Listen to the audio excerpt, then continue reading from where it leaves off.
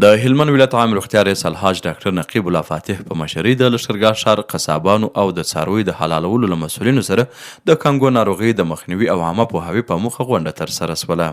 د ولایت مقام په خبرپاڼه کې راغلي دي چې په دې غونډه کې د عامې روغتیا رییس ترڅنګ د څارنې ناروغۍ ولایتي مسؤل، د دعوت او ارشاد مسؤل، د څارنې او پلټنې مسؤل، قصابانو او د څارویو د حلالولو مسؤلینو ګډون کړی و.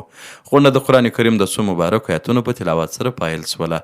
په پیل کې د عامې روغتیا رییس ښاغلي فاتح د کانګو ناروغۍ د خطرونو، د لیږدلارو او د مخنیوي پر اغېزمنو تدابیرو هر اړخیزې خبرې وکړلې او له قصابانو او د څارویو د حلالولو له مسؤلینو څخه یې غوښتله چې د روغتیایي سپارښتنو په عملي کولو کې جدي پاملرنه وکړي.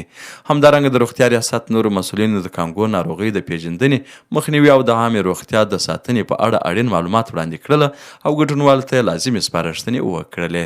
په وروستۍ کې د دعوت او ارشاد مسؤل له لوري اصلاحي وینا وسوله او غونډه د خیر او برکت په دعا سره پای ته ورسېدله.